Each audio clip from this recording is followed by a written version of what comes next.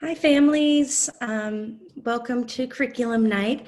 Thank you for watching my video. I'm Sarah Casad, or Senora Casad, and I'll be your child Spanish teacher this year. I already am, and we're off to a great start. I am going to be telling you in this video a little bit about myself, and then I'll talk about curriculum a little and assessment and how to get a hold of me. So before I get started, I just wanted to express my gratitude towards you. I know these are challenging times, and yet I've observed your children embarking on our new red model of learning with such patience and flexibility, courage, creativity, gratitude, and an eagerness to learn. And thank you for nurturing these positive attributes in your children and for sharing them with me and supporting them on this learning journey. So since you've been so kind as to invite me in your home 3 days a week and share your children with me, I thought I'd tell you a little bit about myself. If you've watched my Get to Know the Teacher and teacher video and my new teacher video, you know a little bit about where I went to college and my teaching experience. And so I thought I'd give you a little background on me personally. So I grew up here on Mercer Island. I was born and raised, and it really does feel like my home, even though I don't live there right now. I have 2 older sisters who were born and raised there, and cousins, and aunt and an uncle, and my grandmother. In fact, my grandmother was very good friends with Virginia Nygren, who used to be the principal at Lake Ridge Elementary. I don't know if you've heard of her, but she was wonderful. Anyhow, back when I was in Lake Ridge, it was a K through 6th grade school. And I was so lucky as to have been part of what I think is the very first exploratory language program that was offered to us. It was one spring before school, and I chose to try out Spanish, and I was hooked. It totally sparked my interest in languages and culture, and I continued to study them. And I studied in junior high, which is now IMS, and at the high school. And I also started studying French when I was in high school and studied that in college, studied abroad in France, and I studied abroad in Israel and in Spain and in Mexico. And I've traveled extensively to other places, but did not live there for a long time. Anyhow, moving on, I am married. I have 2 sons. They're all grown up now, and a husband. And we're at the World Cup in Germany way back when. And we all love soccer. And we actually met playing soccer, my husband and I. And we live on Bainbridge Island right now.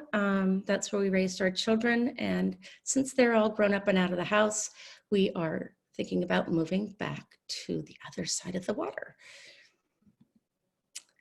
Okay, so starting out, I want just to talk briefly about Schoology because I know that it's been causing problems for some people.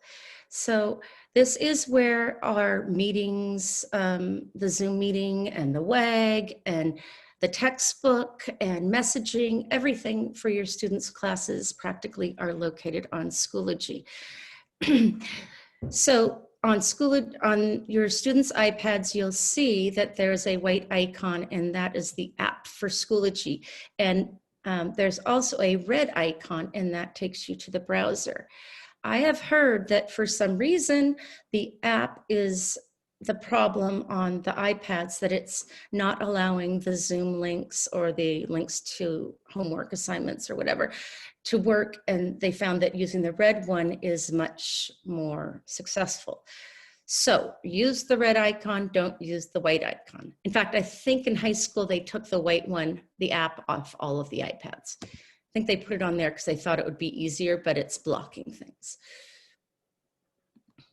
Okay, also, there's a little bit about Zoom. I just want to ask that you would please encourage your children to try to log on to Zoom a little bit early in case there are issues, and join the meeting before class starts. It's just like a regular classroom. Well, it's not just like, it's very different, but a brick and mortar classroom. You don't walk in the door after class starts, the bell rings and class starts. You want to come in, sit down, maybe say hello to your friends, and then when the class starts, everyone's there and we're ready to go. We have such little time all together. I want to use every minute of it. But if they are having trouble with Zoom, or they miss a class, or they're going in and out of the class because of connectivity issues, just let me know. Have them let me know, or they can let someone in the class know and that person can tell me. And just remember, use the red icon when they're using Schoology to get to Zoom. And an idea could be to copy down the URL, the address to Zoom, and save it on your phone under notes, their phone, or email it to yourself, or put it on a piece of paper. So if for some reason the iPad isn't working, if you have another device in the house, perhaps they can use that to get onto our class. Office hours. I will be inviting everyone to office hours. And in the meantime, students can come anytime. If they've missed a class or part of a class, if they need help with an assignment, or they just want to check in and say hello. Sometimes I'll invite people to come in when they're doing pair work or group work, so I can support the work they're doing. And at the end of a unit, I will be doing the summative oral assessments in Zoom meetings. Just a note, this first trimester, I will only have office hours on Monday, Tuesday, and Thursday, but I'll be available both on Zoom and Schoology during those times. Second trimester, I'll be full-time, and so I'll be at office hours all the time. Week at a glance. In case you don't know, this is a document that gives you an overview of the week. I'm not sure how many students have found it and looked at it. It was in updates. Now it's under materials, and I'll have it there at the beginning of every school week on Monday morning or earlier. And this document kind of tells your child what to expect. It says what the learning targets for the week will be, a brief description of what the learning tasks will be, links or description how to find assignments, and reminders of materials and upcoming events or deadlines. They need to check back on the WAG because I do update it.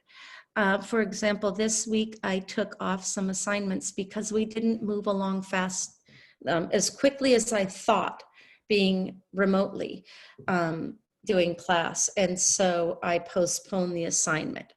I don't want students to think it's set in stone. I will let students know I'm changing an assignment, but I also will do it on the WAG. Okay, 7th grade Spanish curriculum. In 7th grade, we have 2 semesters of Spanish. In 8th grade, it's 3 semesters, and combined that equals 1 year of high school Spanish. Some students decide to take that year again when they get to high school. Many students choose to go on to 2nd year Spanish. In this class, we're going to be learning language, grammar, vocabulary, and culture. And this will be integrated around a unit theme. Below are some of the themes we're going to follow. Plus, a lot of those are in the textbook that I will introduce in a moment. But there are also many units on specific holidays like Day of the Dead, and we will have fun with that, and it'll last at least a week. Here's a list of some of the content, grammar, and vocabulary that I will include, but there's much more. And the materials, we'll be using videos, music, songs, things like Quizlet, and an online textbook, which is fabulous. It's on Schoology online.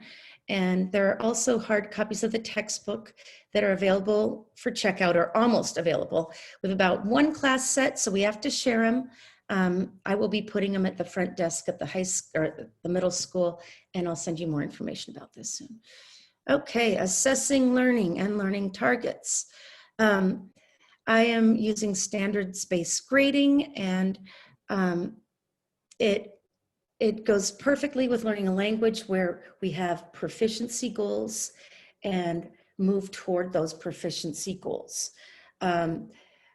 Basically, students will get a pre-assessment. I will develop learning targets to reflect what I learned in that, and the learning targets or the standards will be reflected with a can-do or I can statement. Students will know what these are. We will progress through activities through the unit, working toward these learning targets, and then at the end of the unit, students will demonstrate how well they have met the learning targets. For example, through a summative assessment, and that will be scored. The formative assignments are practice. Here is an example of a student self-assessment from the textbook. And so, quick review, when a student meets a learning target and demonstrates that they have learned what is stated in the learning target, they earn a 3. Occasionally, there's a way to demonstrate that you've gone beyond the 3, and that is a 4, or advanced. If you're still working toward that learning target and you need some support, you forget some words, then it might be a 2. You're developing. And if you really don't know how to say, for example, me llamo Sara, after we've been working on it, or you don't know what it means when I ask you, or you can't read it or write it, then you'll be at emerging, okay? All of the activities that we do work toward these learning targets. And just so you know, everyone starts out the school year at a 1 in most of these learning targets. And then gradually they move up to a 2, and then hopefully they'll get to a 3. And on some learning targets, they may be able to move to a 4. So in my experience, students love this kind of grading because they know exactly what they're going to be graded on, and they're active participants in their grading and assessment process. There should be no surprises. One important thing to point out is that students' behavior, participation, and study habits will not be averaged into their scores on the learning targets, because it doesn't show how proficient they are. It shows how good they are at their study skills. So they will get a separate score on that. You will see it, even if it's a 1, 2, 3, or 4, it will say no graded, or you'll get a check. They'll get a check or no check. And it won't be averaged into their end of the year score or grade. So lastly, I'm going to talk about Skyward, and Skyward is a fantastic platform that the district uses. It has a great gradebook function that can calculate percentages and average them and translate them into letter grades. But when teachers use standards-based grading, the gradebook on Skyward wants to convert the scores into a percentage, and that is not accurate. For example, if a student earns a 3 on a learning target, that is fantastic. And that is the goal, right? It's not always possible to get a 4. A 3 is the goal. But on Skyward, it will show up as a 75%, because it might be 3 out of 4 and it converts it. So please keep this in mind when you're checking Skyward. The percentage does not represent your child's achievement. It can be very misleading. If you see a 75%, that is fantastic, because that means your child is doing his or their job. I'll share more information about this next week. So that's the end of my presentation for Curriculum Night. Thank you very much. Muchísimas gracias. Thank you for sharing your children with me. I am thrilled to be on the island teaching at my alma mater. Teaching Spanish, this is a dream job. Please contact me if you have any questions or concerns or resources that you would like to share with me or the class. Send me an email, drop me a line. We can even do a Zoom meeting. All right, enjoy the rest of the evening, and thank you very much.